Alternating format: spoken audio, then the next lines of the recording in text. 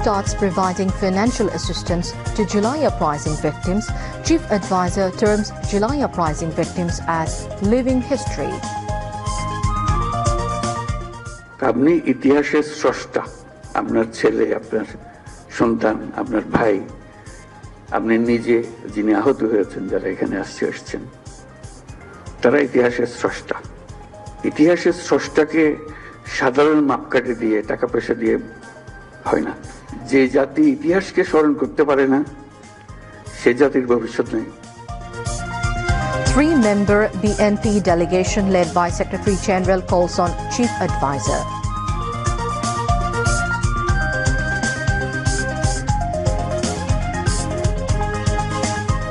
Operation Devil Hunt continues to maintain law and order. 1,521 arrested so far. Monetary policy for second half of fiscal year 2024 to 2025 announced, interest rate unchanged. Saudi Arabia gives stern response to Netanyahu's comment on Palestinian state in Saudi land. Palestinians have right to their own land, Saudi statement.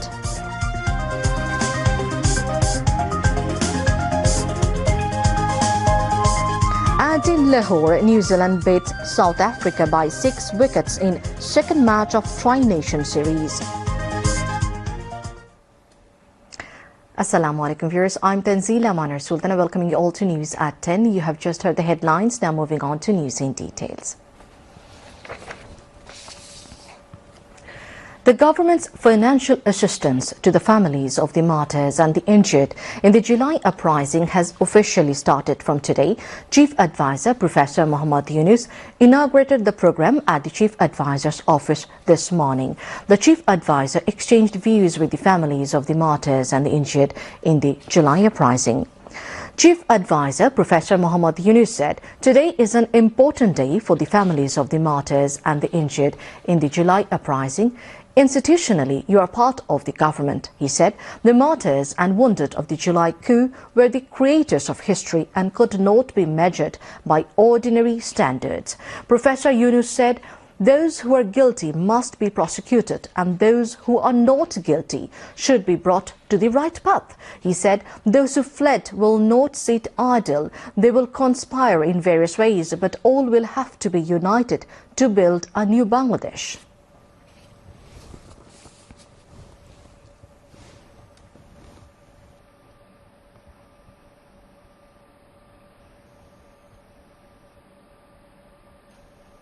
আপনি ইতিহাসের স্রষ্টা, আপনার ছেলে, আপনার সন্তান, আপনার ভাই, আপনি নিজে যিনি আহত হয়েছেন, যারা এখানে আসছেন, তারা ইতিহাসের স্রষ্টা। ইতিহাসের স্রষ্টাকে সাধারণ মাপকাঠি দিয়ে, টাকা পয়সা দিয়ে হয় না। যে জাতি ইতিহাসকে স্মরণ করতে পারে না, সে জাতির ভবিষ্যৎ নেই। বিচারের কাজ চলতে থাকুক, যারা অপরাধী, যাকে সাক্ষ্য প্রমাণ আছে, তারা পুলিশের হাতে সুপর্দ করে দাও, বিচারের হাতে তুলে দাও, সে প্রক্রিয়া চলতে থাকবে। তুমি তুলে দেবে তাকে, যথেষ্ট সাক্ষী প্রমাণ সহ। অবিচার যেন না হয়। আমরা অবিচারের বিরুদ্ধে দাঁড়িয়েছিলাম বলেই আজকে এই সংগ্রাম হয়েছে, এই আত্মত্যাগ হয়েছে। আর আমরা যদি অবিচারে নেমে যাই, তাহলে তাদের আর আমাদের তফাৎ হলো কি? আমরা অবিচারে নামবো না। আমরা যাদের অপরাধী তাদেরকে পুলিশের হাতে, আইনের হাতে সুপর্দ করব। আর যারা অপরাধী নয়, যে পুলিশের হাতে দেওয়ার মতো নাই, তাদেরকে মানুষ করব। যে ভাই, এই দেশ আমরা একসঙ্গে করি, যেই দেশের স্বপ্ন আমরা দেখতেছি, তোমরাই স্বপ্ন দেখে। তো এই দেশ আমার একার না, তোমারও এই দেশ। তোমাকে আমরা দেশ থেকে বাইর করার কথা বলতেছি না। তুমি এই দেশের সন্তান, আমি এই দেশের সন্তান। তুমি আমার বহু কষ্ট দিছো, আমি তোমার কষ্ট দেবো না। Liberation War Affairs Advisor Faruq Azam, Information and Broadcasting Advisor Nahid Islam and Health Advisor Noor Jahan Begum, among others, spoke on the occasion. Later, the Chief Advisor distributed checks of financial assistance to the families of the martyrs and injured in the July uprising.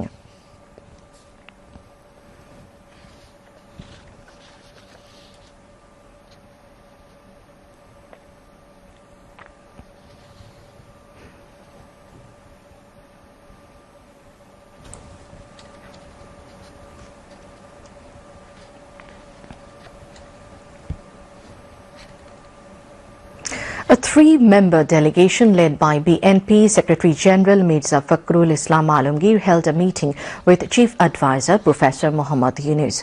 The meeting was held at State Guest House, Jamuna today. BNP Standing Committee member Salahuddin Ahmed and Major Retired Hafizuddin Ahmed were also present in the delegation.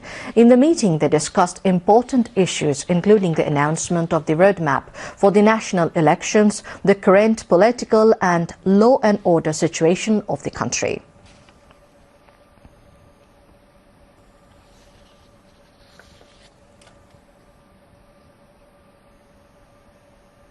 After the meeting with Chief Advisor, BNP Secretary General Mirza Fakhrul Islam Alamgir said the government assured them that it is working to hold the national election by December this year. He added that his party would in no way accept any local government elections before the national election.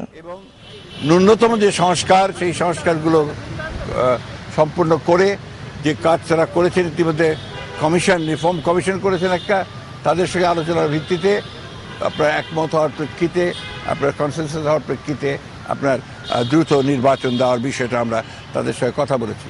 আমরা প্রশাসনে যে সমস্ত ব্যক্তি এখনও যারা দোষর ছিলেন ফ্যাসিবাদের এবং যারা ক্ষতিগ্রস্ত করেছেন বাংলাদেশকে সামগ্রিকভাবে তাদেরকে আইনের আওতায় আনার জন্য এবং একই সঙ্গে তাদেরকে প্রশাসন থেকে সরিয়ে দেওয়ার কথা আমরা বলেছি। আমরা স্থানীয় সরকারের ব্যাপারে কোনো মতেই একমত হব না। আমরা খুব পরিষ্কার করে আগেও বলেছি এখনো বলছি যে জাতীয় সরকারের আগে কোনো নির্বাচন হবে না। Consensus Committee will start dialogue with political parties on 15th of February with the recommendations of 6 reform commissions. Chief Advisor's Press Secretary Shafiqul Alam said these at a press briefing at the Foreign Service Academy in the capital today. Regarding Chief Advisor's meeting with the BNP delegation, Shafiqul Alam said that the main point of the BNP delegation was peace and stability. প্রথম মিটিংটা হবে political পার্টিগুলোর সাথে। যে 6টা কমিশনে যে রিপোর্টগুলো এসছে সেই রিপোর্টগুলো নিয়ে প্রথমবারের মতো যারা যারা পলিটিক্যাল পার্টি আছেন তাদের সাথে কথা ডায়ালগটা শুরু হবে। আজকে বিএনপির 3 জন নেতা এসেছিলেন প্রফেসর ইউনূসের সাথে দেখা করতে। তাদের আসলে মূল বক্তব্য ছিল তারা এই যে কিছু পরিস্থিতি উদ্ভব হয়েছে সেই আলোকে দেশের পিস এন্ড স্ট্যাবিলিটির ব্যাপারে জোর দিয়েছেন। তারা বিচার কাজ যাতে খুব দ্রুত হয়, যারা এই অন্যায় অত্যাচারের সাথে জড়িত ছিলেন তাদের বিচার কাজ যেন খুব দ্রুত হয় সেগুলোর জন্য বলেছেন। এবং বিএনপির অসংখ্য কর্মী, বিএনপি কেন অপোজিশনের অনেক অসংখ্য কর্মী তাদের বিরুদ্ধে প্রচুর মামলা ছিল, তারা বলেছেন প্রায় 1,25,000 মামলা, এবং সেই মামলাটার বিষয়ে তারা জানতে চেয়েছেন যে এটা খুব দ্রুত যাতে মামলাগুলো, যেহেতু এটা হয়রানিমূলক ছিল এবং এটা অনেক ক্ষেত্রে গায়েবী মামলা হয়েছিল, সেগুলো উদ্যোগ করার কথা বলেছেন। অপারেশন ডেভিল হান্ট শুরু হয়েছে, তারা বলেছেন যে এখানে যেন কোনো হিউম্যান রাইটসের কোনো রকমের কোনো ভায়োলেশন না হয়। এবং চিফ অ্যাডভাইজারের তরফ থেকে বারবার বলা হয়েছে কোনোভাবেই হিউম্যান রাইটস ভায়োলেশন হতে দেওয়া হবে না। যারা যারা অন্যায় অত্যাচারের সাথে জড়িত, যাদের এগেনস্টে সুস্পষ্ট অভিযোগ আছে ক্রাইমের, তাদেরকেই এই অপারেশন ডেভিল হান্টের আওতায় আনা হচ্ছে, তাদেরকে আইনের আওতায় আনা হচ্ছে। এই ব্যাপারে আমরা খুবই সিরিয়াসলি মনিটর করা হচ্ছে। কোনো ধরনের কোনো হিউম্যান রাইটসের কোনো ভায়োলেশন আমরা চাই না হোক এবং হবেও না। Canada welcomes its engagement with Bangladesh to continue technical discussions towards a Foreign Investment Promotion and Protection Agreement, FIPA, to expand trade and investment ties between the two countries. Minister of International Development of Canada, Ahmed Hussain, expressed such when he called on Chief Advisor Professor Muhammad Yunus at the Chief Advisor's office at Tejgaon in the capital today. The Chief Advisor urged Canada to relocate their manufacturing factories to Bangladesh and make the country a production hub, taking advantage of Bangladesh's youth forces. He also requested the Canadian minister to expedite visa process for Bangladeshi students. The Canadian minister said they would welcome any legitimate student from Bangladesh and that the country's recent decision to reduce the number of student study permits had not particularly targeted Bangladeshis. The chief advisor sought Canada's assistance again for bringing back stolen money from Bangladesh. During the meeting, the Canadian minister reiterated the support of his government for Bangladesh's interim government. They also discussed the ongoing reform initiatives in Bangladesh, the upcoming general election and the plight of Rohingya refugees from Myanmar. Canadian High Commissioner in Bangladesh Ajit Singh and Senior Secretary for SDG Affairs Lamia Morshid were present.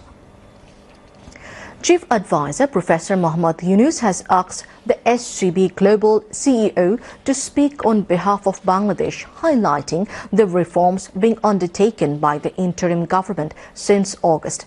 Professor Mohammad Yunus said Bangladesh has been a victim of a massive disinformation campaign in recent months, and he sought the SCB's help to fight this menace.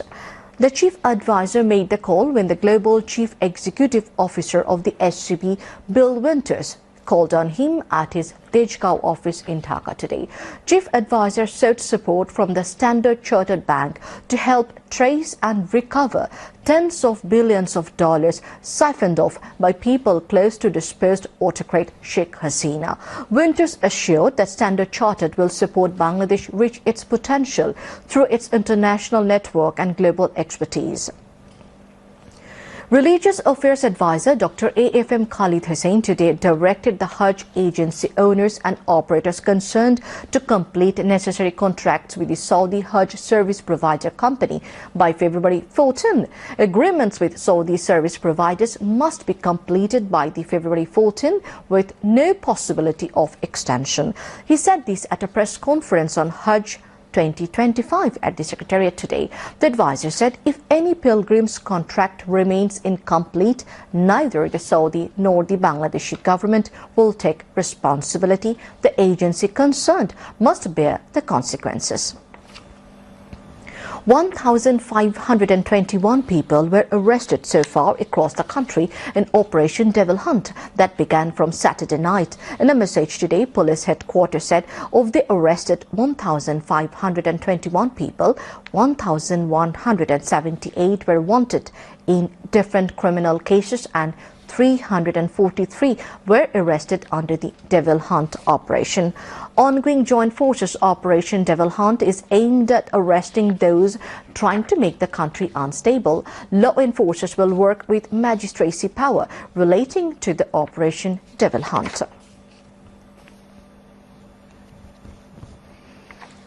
International human rights organization, the Human Rights Watch HRW, has found the direct involvement of ousted Prime Minister Sheikh Hasina and some top military and civil officers in overseeing the enforced disappearances of the individuals. It said Sheikh Hasina, as well as retired Major General Tariq Ahmed Siddiq, Major General Ziaul Ahsan and senior police officers were involved in overseeing the enforced disappearances. The US-based human rights watchdog said in its recently released 50-page report titled After the Monsoon Revolution, a roadmap to lasting security sector reform in Bangladesh. According to the HRW, officers involved in enforced disappearances also told Human Rights Watch that Sheikh Hasina and senior members of her government had knowledge of incommunicado detentions and the disappearances happened by their orders. Shortly after Sheikh Hasina fled the country, 3 men were released from secret detention centers, and in all 3 cases, authorities had for years denied having them in custody. The HRW in its report also said the government should act on the recommendation of the National Commission of Inquiry to disband the Rapid Action Battalion, which has been responsible for numerous extrajudicial killings, torture and enforced disappearances. mentioning that Bangladesh has a long history of divisive politics which can seep into law enforcement. The HRW said the interim government should establish independent civilian oversight over law enforcement, including through the National Human Rights Commission, with authority to carry out unannounced inspections of all places of detention. It should also enforce international standards on the use of force, making clear that any member of the security forces breaching them will be held accountable, it added. Inali said that whoever has wanted to express independent opinions in the past 15 years has been abducted or killed. Those who committed these acts during the previous government's tenure will have no opportunity for impunity, they observed. People have been abducted and killed indiscriminately with the direct support of a political party. Sociologists said that they did this to serve their own interest. The hearing of death reference and appeal of the convicted in the Buet student Abrar Fahad murder case has been postponed for tomorrow. The hearing began today at the dual bench of Justice A.K.M. Asaduzzaman and Justice Syed Inayatullah Hussain.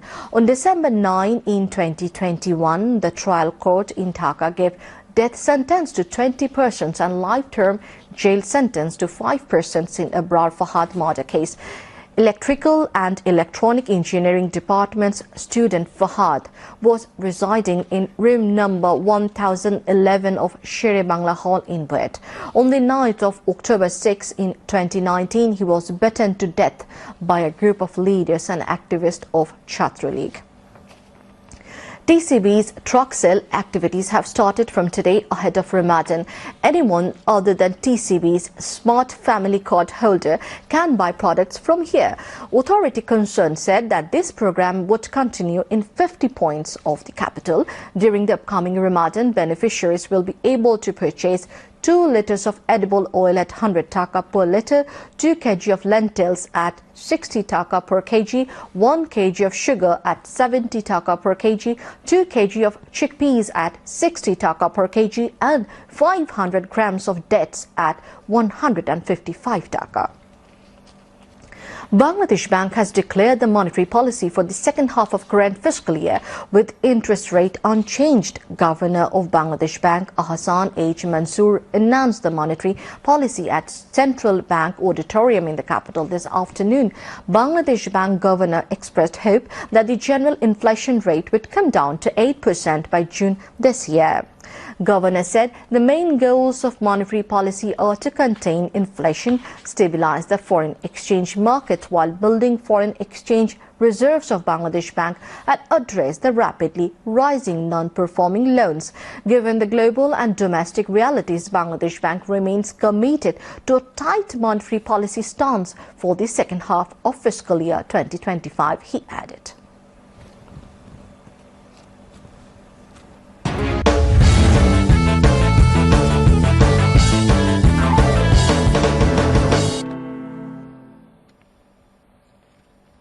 Moving on to international news.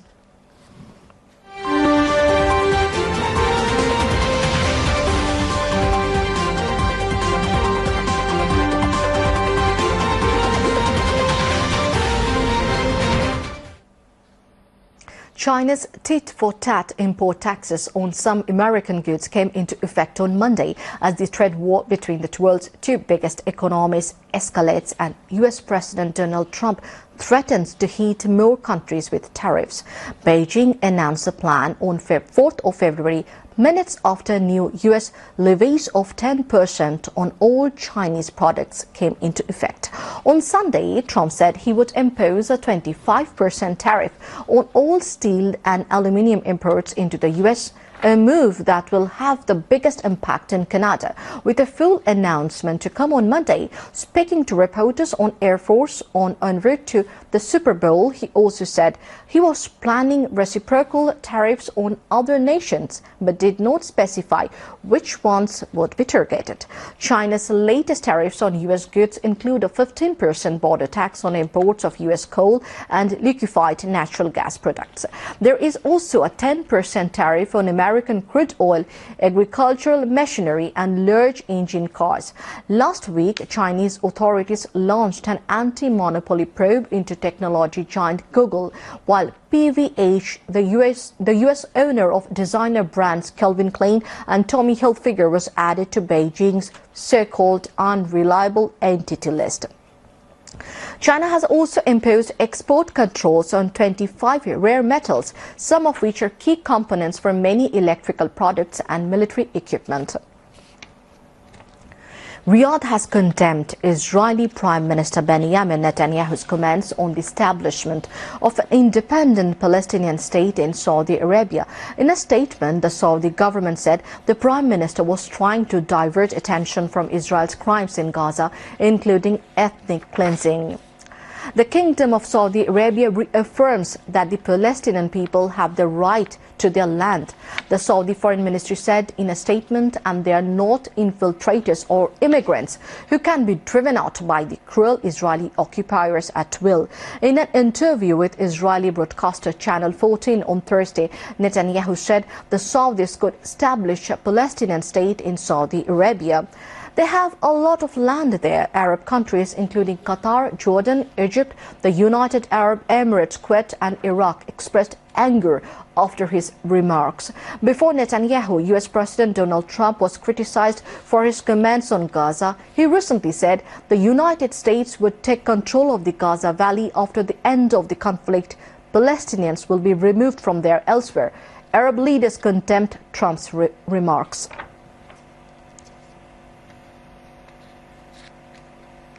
The bodies of at least 28 migrants have been recovered from a mass grave in a desert in southeast Libya. The country's attorney general said the grave was discovered north of Kufra just days after another mass grave with 19 bodies was found on a farm in the same city. Officials found the latest grave following a raid on a human trafficking site where authorities freed 76 migrants who had been detained and tortured, the Office of the Attorney General posted on Facebook. One Libyan and 2 foreigners have been arrested, it added.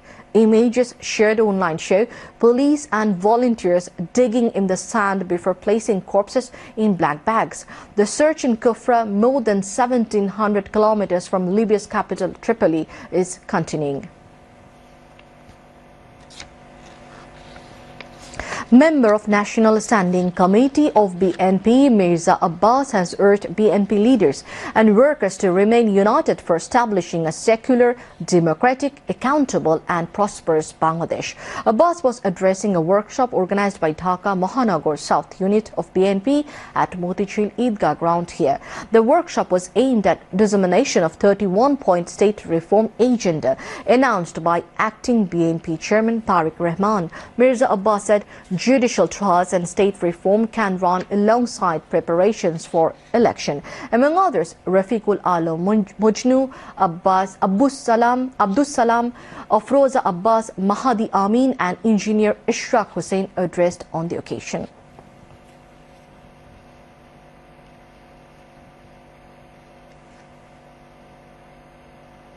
News on weather.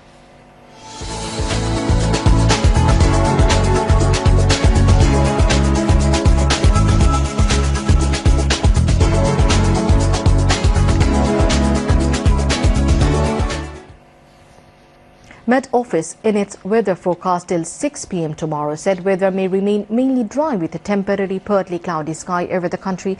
Light to moderate fog may occur over the country during late night to early morning. Night and day temperature may rise by 1 to 2 degrees Celsius over the country. Country's lowest temperature was recorded today, 10.7 degrees Celsius at Tetulia, and capital's Dhaka's lowest temperature was recorded 15 degrees Celsius. Moving on to news on sports.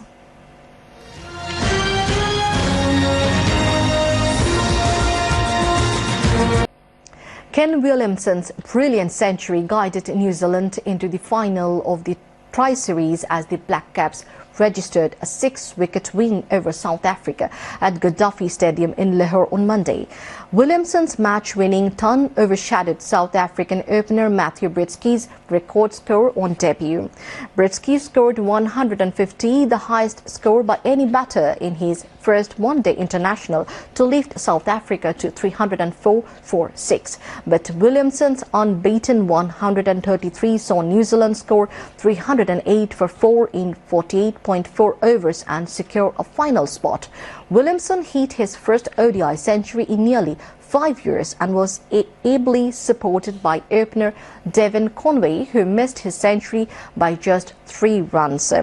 The pair added a solid 187 runs in the second wicket setting, New Zealand's second win in as many games in the Tri-Series. Meanwhile, Britsky, who smacked 11 fours and 5 sixes, went past the 148 scored by Desmond Haynes of West Indies against Australia in Antigua in 1978.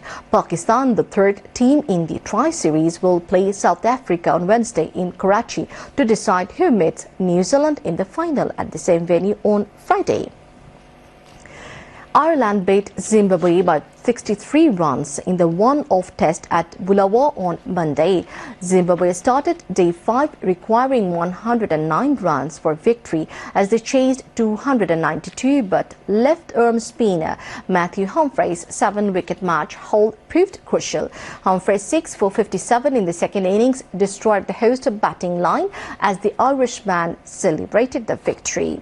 Ireland scored 260 in the first innings, trailing Zimbabwe by 6 runs. In an improved batting show, Ireland put 298 on the board in the second innings. Zimbabwe came close, but Humphreys put the brakes upon them as they were all out on 228. The two teams now focus on 3-match ODI series from Friday.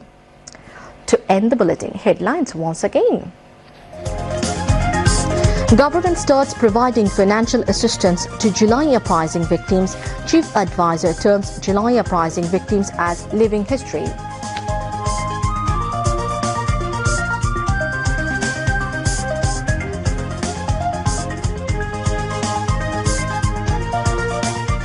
Three-member BNP delegation led by Secretary General calls on Chief Advisor.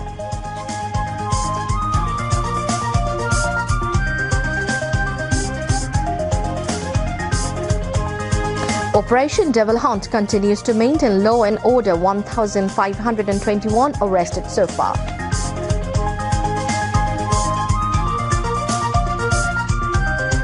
Monetary policy for second half of fiscal year 2024 to 2025 announced, interest rate unchanged.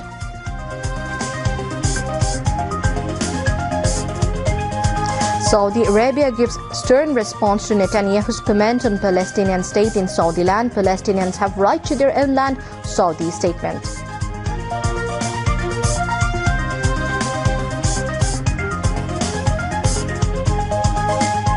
And in Lahore, New Zealand beat South Africa by 6 wickets in second match of Tri-Nation Series.